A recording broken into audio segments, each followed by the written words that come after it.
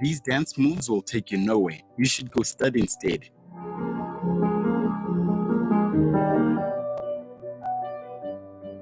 Don't get married now. Get a career first. Let's not You can get do married. so much better. Add something different. You're almost perfect. She can do. Whoa, wait a minute. This is my story, not theirs. I'm the main character, or at least I should be. Enough of this movie. It's time to take back my life. Join us this Friday at 3 p.m. We are women. We are brave, strong, capable, unique. We are women to women.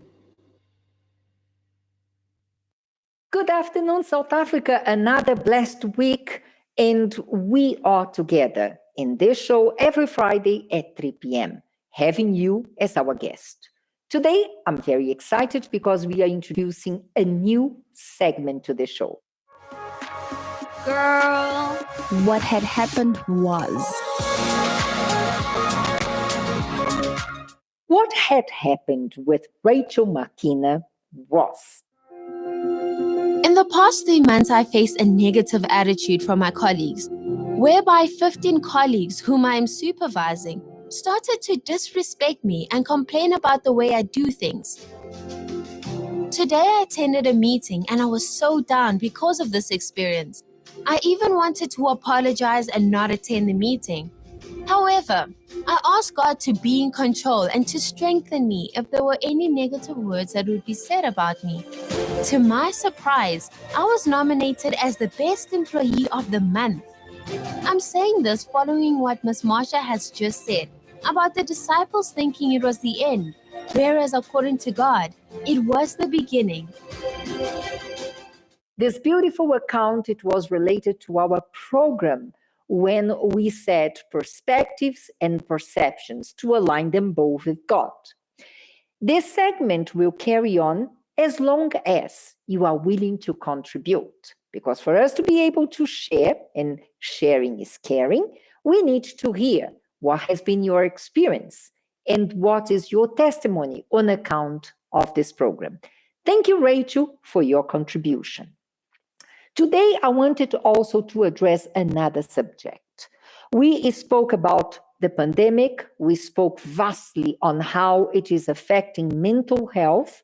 But one thing that I came across this week, as a matter of fact, it was Silmara's research on this matter, that the pandemic is beating our children badly.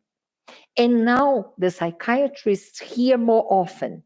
Psychiatrists, social workers, and teachers hear so much more about suicidal thoughts, about insecurities and fears in children as young as 8 and 9 years old. Why?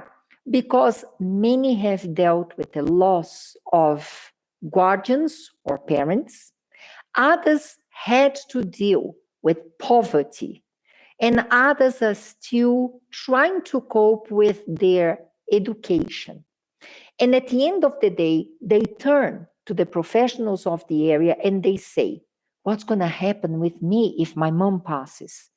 Who's going to take care of me? How am I going to prepare myself to matric? How am I going to find place in school next year? Fact is, in South Africa, we only have 35 psychiatrists specialized in children.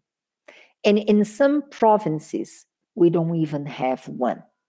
So those who can work in the area, even though it's not their specialization, they are dealing with these cases.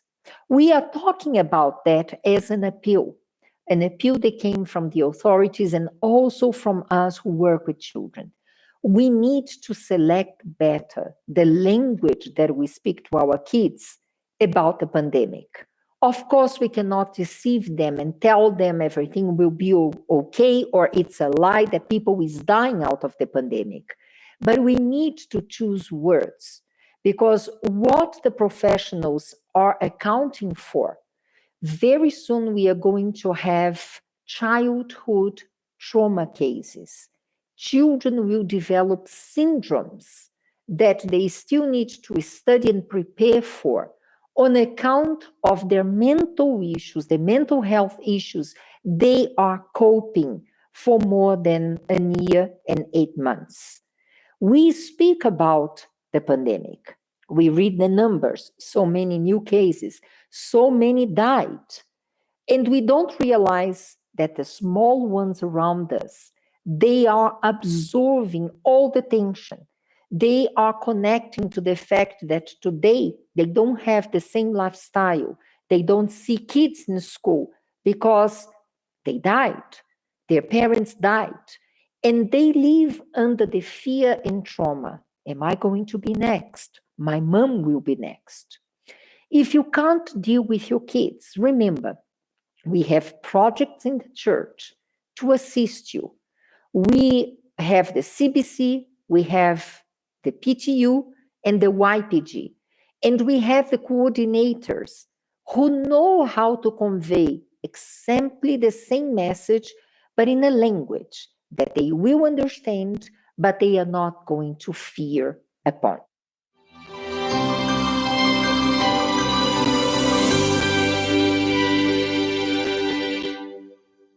Let us go into our topic of today. Very interesting one. We called it the main character. What is it, this main character? The main character should be the one who makes decisions in my life. But because of competitions, comparisons, social media, friendships, people started living to please others and not necessarily making some decisions for their own lives. They decide and live according to the criteria of others. They take the second role in their lives instead of being the main character. So yes, it's true. This is what's happening in many areas of people's lives. And it happens sometimes in such a subtle manner that we don't actually realize that we are not main characters in our own lives. So as Ms. Marcia explained about the main character, the life that we've been given, if they say Tammy's life, Samara's life, that is the life that revolves around the decisions and choices that Tammy and Samara are making. It's not my life, and I should not be having an influence in that life at a great level. So what actually ends up happening in the world today is that there's so much competition that sometimes people get focused on other people's lives, on other people's choices, and that influences their own decision in such a big way that they now become, sidekicks or supporting roles in their own lives. It's Bitumela's life, but I'm just so concerned with what Samara thinks of me. I'm concerned with what she's doing in her life, that I want to do what she's doing, and I end up not living my life, not being a main character in my life, but allowing Samara to be the main character in Bitumeno's life, which is not the way that it's supposed to be. Because if that was the case, then God would have made sure that our lives are. Mama's life is mine is hers. So in terms of competition, it happens that maybe I see someone who's doing very well in life. And when we lack understanding to a point of being motivated, the difference between motivated by someone versus allowing someone to be the main character in my life, I see someone maybe that I grew up with, someone who maybe in the community, they came from a good family. And I become so consumed with wanting to be like that person that when I see her maybe starting a business or studying in a particular field that, she's passionate about and she enjoys, I want to have that life that she has. So I go and say, oh, Precious has a business. I'm also going to open a business because I can. What's stopping me? If she has a business, I can also have it. I open this business, but because that's not what I was called to do, I don't have the skills. Maybe I don't have the support to actually manage this business. When challenges start happening, I don't know what to do because I didn't prepare. It was not something that I really wanted to do. It was just a matter of, if she can do it, I can also do it. Why can't I do it? Or sometimes because it's jealousy and competition. No, who does she think it's that I can also do it, not from a point of being motivated, but from a point of trying to prove her wrong. So because of that, any decision that we take which is not from ourselves, from inspired by God or us having understood why we want to do that. If it's a decision that I make because someone else is doing that, or it's competition, it's jealousy, I am not the main character in my own life. I'm now in a supporting role in my own life, and that person has become the main character. Challenges are going to arise. In business, difficulties come because sometimes we romanticize the idea of being a business owner. And business owners, they have sleepless nights. Like we spoke on the topic of the iceberg perspective. They go through a lot of challenges because it was not my idea, it was not my calling. When now these challenges come and I need to be strong, I'm not able to, because I don't know what Precious is doing at night running her business, the kind of support that she has. So now it's going to be even more embarrassing that my business is failing, and I'm going to be even jealous and hateful towards her because she's managing, but I can't. But why is that? Because she was called for that. She has the support. So that's how it happens that we end up not being main characters in our own lives. We have supporting roles in our own lives instead of just doing what we need to be doing, focusing on our own lives, being motivated, yes, asking advice from others, absolutely. But you cannot allow your decisions to be based on what other people think or what they're doing with their lives, because when challenges come, you will not be able to stand for them. And I think this is why we see a lot of people frustrated today. Who knows if the show is going to help you to realize that you are not being the main character in your life. Because we hear when we give counseling, when we talk to women in general, they always say that this frustration came about because they were trying to do just like someone else. They were trying to be part of it. They were trying to fit in, but it was not their life. Yes, and as Mrs. Mercer just spoke about fitting in, this was the story of my life for a very long time, because I always felt, I think one day I said I always felt strange, but then God sort of like corrected me. It's not strange, I just did not fit in. Unfortunately, I did not fit in with those people that were around me, especially at school. I remember how much I wanted to be like the popular girl, because in school you always have the popular girl. But unfortunately, I was the most awkward looking child ever, because I remember I was very tall growing up. I think I stopped growing tall at the age of 15. So already at the age of 15 I was this tall. So I was tall, skinny, small eyes. I don't know. I was just weird looking, but I always wanted to be the most popular girl, like the girl that all the guys liked. So because of that, I would make that person the main character, and I would want to be like her. So I would stand the way that she would stand. I would talk the way that she would talk. I would mimic everything. I would watch so closely and try to do as she's doing. But it was really like strange. I don't know if people around me would notice, but I can't believe It that was fake. it was really fake. And because I wanted to be her. I really wanted to be her. I didn't like myself. I didn't like my life. It went from primary school to high school, where I really wanted to be like those people. And because of that, I was not the main character in my life. And I would do things that they would do, even though I was in the church. And some of the things were wrong I would watch even some of the things that they were watching, and like my mom is watching, so I'm not gonna go into detail about the things that I watched, but I watched some of the things that they were watching, even though it didn't feel good with me, but because I wanted to be like her, like them, and to have something to say, like, oh yeah, Friday night, 10 o'clock, I watched it as well. So Poor I mom. was. I'm sorry, mom. I'm sorry. Oh, she knows But- you are grounded today, mature woman. She will But- actually be happy that But you fixed your I ways. think just to make this better, Yeah. I didn't like anything that I watched. It was horrible, and because I wanted to be like her, so she was the main character, and I still remember her name. Primary school Please it was don't. one person, high school it was another person. That just goes to show that I was not comfortable in my own skin. So they were the main characters in my life. They were the most popular girls, so I wanted to be like them. So I thought about the things that they would do, what they would like, how they would speak, how they would walk, how they would stand, the mannerisms, the gestures. I became so fascinated with them. They were the main character. And I think putting it in South African language, they were the staring in my life. That's what we say. A staring is the main character. So I was not the staring in my life, they were. And with this thing of being the popular girl, we have the two opposites.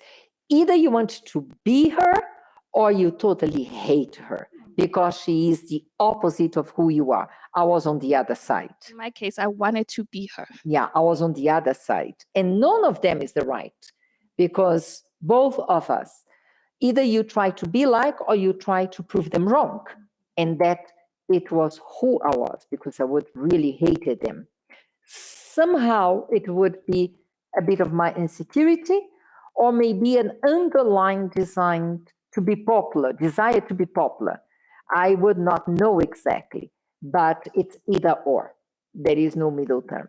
I was thinking now because of social media, because before you had to meet this girl at school every day to follow up how she was doing and everything. Today, they just open their cell phone. And then that lady got a new car. Now she has a new boyfriend. So I need to catch up because I'm following. It's really the word they use in social media. This main character is the one you follow the most. You are always checking their social media. You are always following what did she go today. She's going to that place. She's announcing because there are people they announce today. Tomorrow I will be in this place for this purpose, and they start to follow that person. Becomes kind of an obsession, that main character, because every time she's there trying to find out what is the next step, because I need to be ahead. Like probably would say tomorrow how she's going to be dressing at school. Maybe she can do this. Let me plan to be more than her. And with this internet world that we have today, people, they don't realize that they forget about themselves, and now they are just focused. I need to beat up that person. I need to make sure I'll be better than her tomorrow in the working place or wherever they go. Another area that I've noticed is also in relationships. We find people that are so obsessed, I think is the correct one for relationships, with their ex. It didn't work out, and then that person decided to break up with either the girl or the guy. Now you find that person that's so hung up on wanting to prove the ex, that we have this saying where they like to say it's your loss, not mine. Now with that statement, what's sad is that, okay, if it's coming from a good place, like Bitumelo mentioned earlier, that okay, you realize that okay, I wasn't meant for you, I'll be good for someone else, it's okay. But many times this context comes now with now proving the person wrong. So she becomes obsessed with, when I get another boyfriend, I have to rub it in his face. He has to know. I will pass in all the places that I know he is there. If it's a mall, maybe that he maybe works in or usually goes there, I'll make sure that me and my boyfriend are passing. He's holding my hand. We are hugging. We are kissing. We're doing all these crazy things. That the sad part is, I believe that even the other person, the ex, already sees that that's not you, because they were with you before. Some even go to the extent of getting obsessed with the person that the ex is dating. So she'll be there, like as Selmara spoke. Nowadays, we don't need to meet face to face, but we find many of them that follow these people on social media, and she becomes an internet troll. Everything that the poor child or poor guy posts, she's the first one to put a negative comment like, you don't look good together. I know someone that he looked good with. Some, because they're so proud, they even create fake profiles. Mostly. They don't want the person to know that they're not really over that person. So they'll create fake profiles like, oh no, let's say it's my case. Oh no, well, Mac is with so and so, but I know that he looked better with Precious. But no, hang on, it's not even Precious's friend or someone writing. No, it's Precious herself, referring to herself as a third person, which is now even much more concerning, because for some it goes to an extent of cases having to be opened, because now she drives by where the guy lives, weddings. It becomes harassment. Yes, it becomes harassment when she hears that the person is proposing. Oh no, she wants to go prove like, no, but then we were so good together. Or she also now with a new partner forces the person, let's also get engaged. Maybe the guy doesn't want to get engaged yet. It has to be a bigger proposal than he did. I want a bigger house than what he's getting. So that person now, when challenges of marriage come into play, because she didn't get married because she wanted to get married, but she's proving her ex that, okay, you got married, I can also get married. And sadly, we see it in all sectors of society. And I always say with marriage, you're not doing it for the group. It's not for the collective. You are going to be there in that household alone, facing your own challenges that you have to now adjust to each other. And we see many of them leaving that marriage. And funny enough, even in divorce, oh no, I'm leaving you because you're not like my ex. And then the other person is like, so it was never about us, but it was more about your ex. So it's something that if not watched, especially in relationship, it can lead to true obsessions that are beyond control. And in line with what Precious was speaking about, I was just thinking that because we make excuses, when someone else is the main character in your life, we have ways to put it. No, but, I was just motivated. Oh, no, but we always have an excuse around it. And I was thinking, each person can think about who's taking up the most amount of space in your mind, the person that you really, really think about when you have to make a decision. Who do you think, oh, but if this person finds out about it, like I want to prove a point to that person, or this person is going to be disappointed, or no, I can't do that because that person doesn't like that. If the person who's taking the most amount of space, a human person taking up the most amount of space in your mind, influencing your decision, that's the person who's the main character in your life, because we can excuse it as much as we want, relating to different circumstances. But the truth is, God gave me the life that I have, gave you the life that you have, and He wants you to live it according to His guidelines, but not according to another human being. And in line with what Precious was saying, I was thinking about family relationships, especially where a mother or a father has left children. We hear stories about this in South Africa all the time. The story about a person's father not raising them, it's way too common in South Africa. And we grow up and we always hear about, no, because my father was not in my life, I went around and maybe I was looking for love in the wrong places. I was sleeping around, I was dating many people. No, because my father was not in my life as a guy, I was angry, and then I ended up becoming an abusive boyfriend to the women that I would meet in my life because I was just so angry. And yes, it is a sad reality. It's a painful thing for a child to grow up without a parent in their lives. But the minute that I now start to make these choices because of my father, even though what he did or what the mother has done was a wrong thing, but now I'm making him to have main character influence in my life when he's not there. And we don't excuse the wrongs that the parents may have done by not raising and taking responsibility for their children. But it's about us thinking that if this is wrong, when I continue to perpetuate wrong decisions because of what someone else has done, am I not giving them too much power? Because I can say, yes, I did this because of my father, but the consequences of that life, that empty life where I'm dating many guys, where I'm beating up other women, where I'm hurting other people because I was hurt, the consequences fall on me, not on him. Maybe most times, really in South Africa, I really used to think where my father was, he probably was not thinking about me. He was enjoying his life, having other children, comfortable, like, oh, I know, the mother's taking care of her. And there I was, always, everything was around the fact that he's not there. No, I have to succeed because if I don't succeed, I'm going to be a statistic of children who grew up without fathers. So I cannot be a statistic. I have to do this. He wasn't there. He ended up passing away, unfortunately, where he wasn't really thinking about me. Whether that was right or wrong is irrelevant right now. The thing is, if someone is taking up too much space in my mind, influencing my decision, then I'm in a supporting role in my own life and I can excuse it. I can blame them. I can point a finger. But at the end of the day, those consequences fall on me, not on them. And we also find those that actually make themselves the victim. You weren't really a victim in that thing. Because I'm thinking of Dumi speaking of how it's something that I always hear a lot. Oh no, my father was not present. I'm disrespectful to my stepmother because my father left my mom. But no one ever stops to ask themselves what happened in that relationship for them not to be together anymore. It was probably going to be more toxic them being together than them now being separated. But because people allow now that person or that situation to take over their lives, they refuse to think to think straight. I've spoken to many people, even in my family, whereby it now even goes from saying, okay, my father left me. Now they start judging others. But why is your father around? Like, why is he taking care of you? Why didn't he leave? Like, why don't you invite me to come and live with you so that I can also have a good home? I don't respect my parents because it's not a good environment. But I'm like, hang on. We have choices because although things are bad, you can either choose to make it good or remain in that state. And that's the problem when people are victims, because they're going to say, no, I'm disrespectful to all male figures because my dad was not present. But then what does your father have to do with other men that are trying to be there? Because we see so many women that end up even blocking their husbands from getting to know them because in her mind, she's like, no, my father left my mom.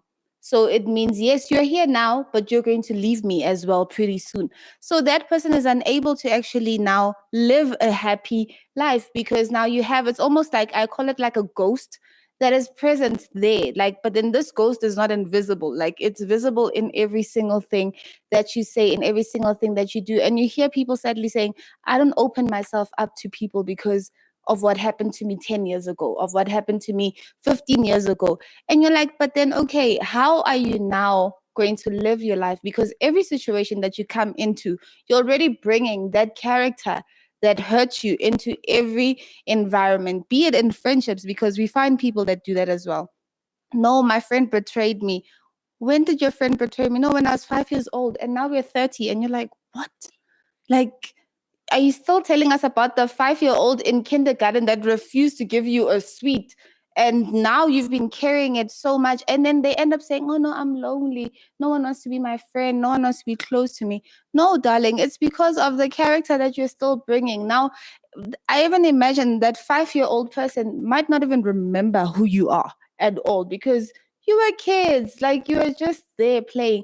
But women like sometimes to hold on to these failed relationships so much that it impedes progress. And when you don't progress, you become sad, you become angry, and it's just nasty because no one then wants to be close to you. Because if you're going to tell me like, oh no, let's be close, and then no, I can't. Okay, what happened? No, I got hurt. And sometimes you really get invested, like, oh, what happened?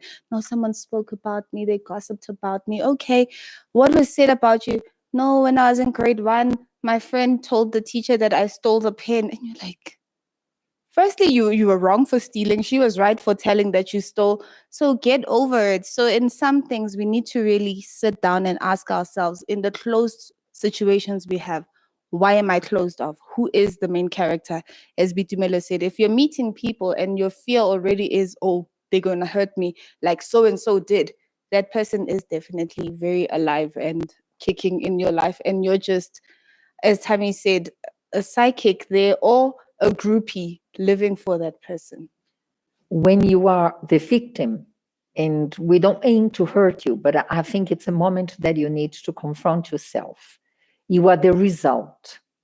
You are just the result of everything that happens around you, when you should be the decision maker of your life. It's comfortable to sit as the victim because you think you don't need to be accountable. You can point fingers, you can say someone else is blamed for that. But what you're doing, as a matter of fact, is just allowing people to decide over your life. And most of those decisions, you're going to end up regretting later on. Inside the church, we also have people that they have a main character in their life, spiritually speaking. They come together sometimes as a friends, and now this friend is progressing their spiritual life, and that is her focus. Why Tam is going forward? Now she received the Holy Spirit. Now she is part of that group. And what about me? So everything that Tam does inside the church, that person will start doing as well, because I need to come in the same level. While spiritually speaking, we cannot have even our husbands as a main character of our lives, because we have to have a life with God. So when you come to the church, even though we invite people, we love to bring new people to the church, but the journey, and in the beginning, we are there coaching them, helping each and every time, but comes to a moment that we need to now allow that person to go. It's like a child. In the beginning, when the child starts to walk, you are there, the moms, those who are around holding the hands, but soon you need to just let that child go. And that's spiritually speaking. But when you have someone as a main character, sometimes it's a pastor. When you arrive in the church, that pastor was there, that person, that assistant. And sad enough, we see around men living faith now. They are not anymore the same person as we arrive in the church and we saw them. Pastors are leaving, assistants sometimes leave, and we would admire that person. But however, we see, because we remain in faith, we don't make that person our main character. So we see them, we miss them in the church, but we have our journey with God. So those who are always project their eyes in spiritual conquest, if I may say, that person now is an assistant, receive a responsibility, so why not me? And start that running process. You don't give time to analyze yourself. What am I doing?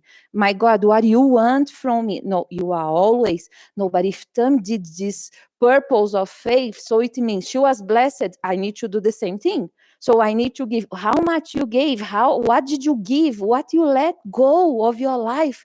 So was friends, but then sometimes I don't have this problem with friends like Tam used to have. Then you say, okay, I'm going to leave friends, but that's not what God wants from you. And in this way, you never get it right. When someone is a main character, you never get it right because you never look to inside of you. I was also thinking as you're speaking that there are some that they even get to the point of getting that spiritual accomplishment, as they've said, because for them, I don't think it's a calling. As soon as now you start competing with someone else, it's an accomplishment. Because anything, I think, in the work of God, be it evangelism group, mamas group, or whatever group it is, irrespective, it's a calling. God calls you for that, and you have the opportunity of accepting that call or rejecting it for whatever reason the person may choose to do so. But we see those that sometimes they get that spiritual conquest. Okay, now we're both assistants. But when trials and tribulations come, that person fails to remain. Even if, for example, as Seal was saying, there's that pastor, that pastor's wife or assistant that is your mentor, because we have a lot of mentors, as you mentioned earlier. Even though you might have the best mentor, the best spiritual person close to you, next to you, when challenges come, because you were just doing it because your friend did it as well, you will not stand. And we see so many of them even going to a point of almost like spitting in God's face, because then they say, why did God allow me then to start this if he knew I was not going to finish it? And we're like, hang on.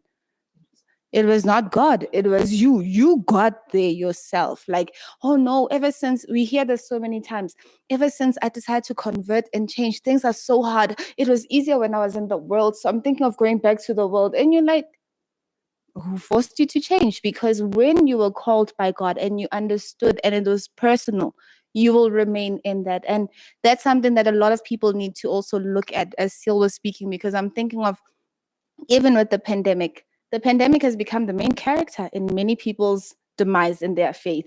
No, before COVID, I was strong in the church.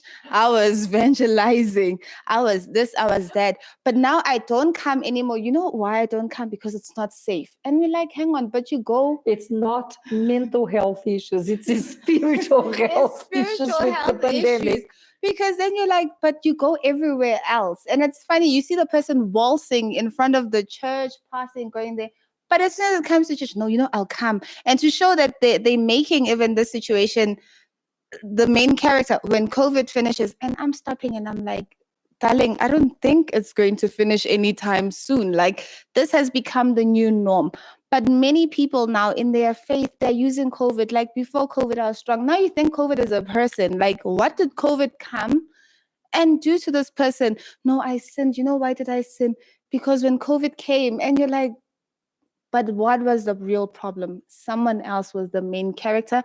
Or in this case, sometimes in the church, it's some position became the main character, because you hear of so many saying, oh no, when I see the uniform, the assistants, they look so beautiful and stuff. And you're like, okay, and no, You but don't know the responsibility that comes with yes. that uniform. And we've heard some even ask, going to this question, like, do you think the uniform will suit me? And I'm like, what does the uniform have to do with the call? But that's because that position has become the main character. What was funny is that I was looking at Silmara speaking, and by coincidence, they next to each other. And I was somehow comparing the fascination, obsession that Tammy would have with that popular girl, and all she tried to do to look like one, and seeing that this happens inside the church. Because when someone is the main character in your life, you are so attracted to the mannerism, to the behavior of doing the same thing. So what did you do? What purpose did you do? You do the same. It's the same behavior outside the church and inside the church. And that is one of the reasons why people don't receive the results they expect from God, because God doesn't look at the appearance.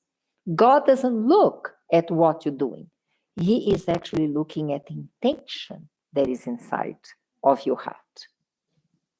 I was thinking when Selma was also speaking about the church, that when we have that pastor, that mentor who helped us when he came to the church, and we make them the main characters in our lives, when they face difficulties, because pastors are human beings and they make mistakes, maybe they make a bad choice that they decide to leave the work of God. Because you did not have God in your life, and that pastor, how many times have we had someone say, no, but if so and so did not make it, how will I make it? So you have made that mentor, that assistant, that member who brought you to the church, or whoever that you found in the church, the main character in your life, that you are not giving yourself a fair chance to give God a chance in your life to see where God wants to take you. Because they made a decision to leave the work of God, or they made a decision to leave the church. They don't want to have God in their lives anymore. You now, not because something happened, but you measure yourself against them. So if they could not make it, it means that I also will not make it. And that's how I think the devil uses that a lot, because even people outside, they will say, no, but so and so was a Christian and they didn't make it, so I don't even want to go to church because I'm afraid that I too will not make it because that person did not make. So you don't give yourself a chance to do anything. You don't even want to try. You don't even want to put in an effort.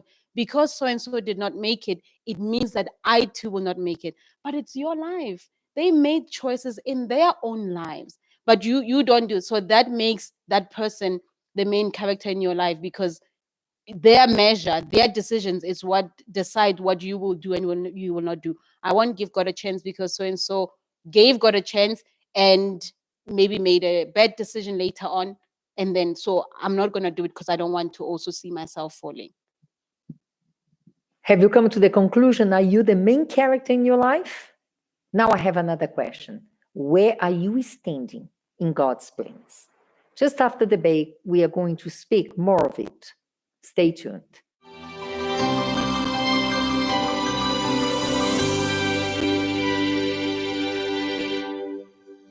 You unravel me with the melody.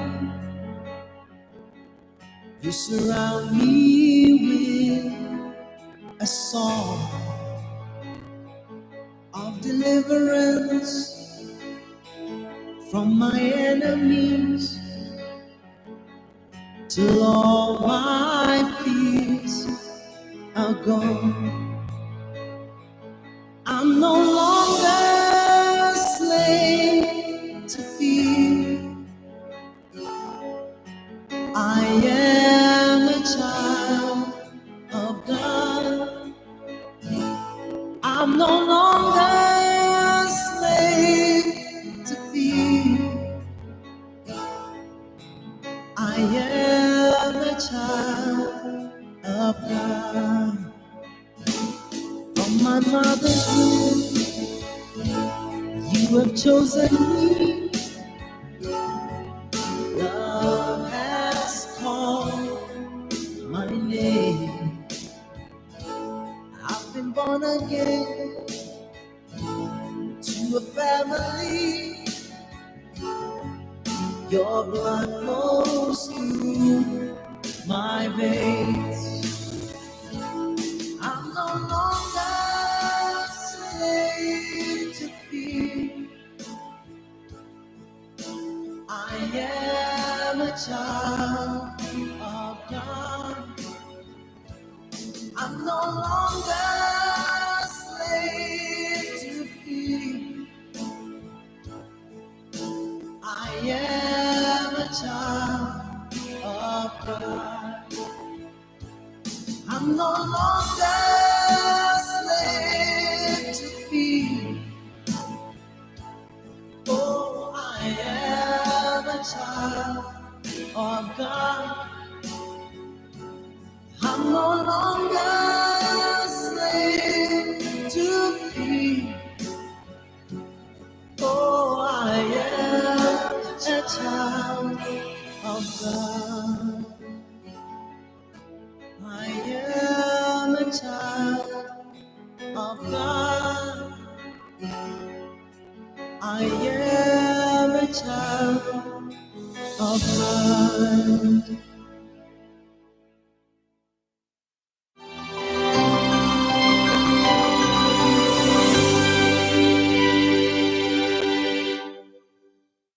Welcome back. We are in South Africa, and it's impossible for us to speak about South Africa and disassociate from Nelson Mandela. And once he said that he was the master of his fate and the captain of his soul.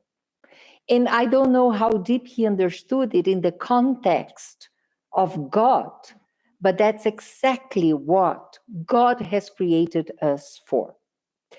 God has created us to be on the pole position of our lives. But interesting is that more than often, we put ourselves in the second row. I wanted to share with you Romans 8:28, and it says, "And we know that for those who love God, all things work together for good, for those who are called according to his purpose." If you love God, he has his plan for you. And his plan will always be to put you on the pole position, to be the decision maker. And everything that will happen, it is for your good and for my good. But when we don't understand how deep it is this teaching that we find in the Bible, we easily trade our first position to be in a secondary role and to complain of what happened because of that secondary role. But it was not God. God says that for those who call according to his purpose, everything cooperates. So when we understand that God has his purpose for our life, we are not afraid to be the main character. We are responsible for our choices. We are actually the master of our soul. We live today planning for our salvation. We live today to the fullest that God has called us for. We don't trade. We don't try to please. We don't try to live other people's life. We are happy. We are content because we know God has our interests at his best for his purpose. So everything that happens, good or challenges, hardships or not, it is for our good. And he will carry us through. We will see the end of that situation and we will celebrate victory. We want to invite you today to live believing, not only reading Romans 8:28, but making of this verse your motto, knowing that everything cooperates for those who love God, and everything will fit according to his purpose. Doing so, you become the master of your soul. We are going to pray for you right now to become, from today on, the main character. Please close your eyes. My Lord and my Father, I'm praying for each and every person that is watching right now, because there are so many who have come to the realization that they are not the main characters in their lives, that they are just an extra. They have no say even in their own lives. I pray for those, my Lord, who have made celebrities, families, friends, exes, husbands as the main character in their own lives. And because of that, they are not able to see the fullness of your power in their lives because they are not even present in their own lives. I ask you that you may open their eyes right now. Maybe there are those who maybe they think that they are the main character in their lives, but they are not seeing exactly what it is that you want them to see. They are not receiving the blessing as they are supposed to. They are not loving you as they are supposed to, my Lord. And because of that, you are not able to bless them. And they think that they are fine. They think that they are perfect. But I pray that right now you may help them to understand and to see and to have the self-awareness. Who is the main character in their lives? Who is calling the shots in their lives? I ask you that you may help them to even understand what it is that they need to do, the steps that they need to take in order for them to be the main characters in their lives. Because through that, we will see the fullness of your power. You will take us to new levels, to new heights. You will bless us in so many ways because we are present and we are living the life that you have called us to live, not another person's life, not desiring what other people have, envying what they have, but we are content and we are happy with what you have given us. So I pray that you may strengthen each and every person right now who is realizing that they are not the main character in their lives and they don't know what the next step is. As they are listening to this program, I pray that you may really speak to them loud and clear so that they may become the main character in their lives. In Jesus' name, amen. Amen. Remember, from today on, pole position, because God has created you and me for that, and according to his plans.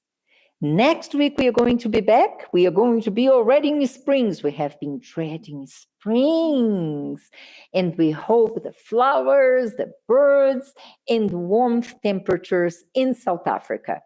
We are going to be back, and this is what we're going to talk about. Let me tell you a story. Once upon a time in 2021, in the land of South Africa, where lions and animals roam free, where communication and bonding is a heritage, the pillars of society, women, who never let go of their roots, everything in perfect harmony. Oh, heritage. It has changed. It has changed. Now it's different. I don't have a culture. See, heritage is still relevant. Well, join us this Friday at 3 p.m. for our special edition. Trust me, you don't want to miss this one.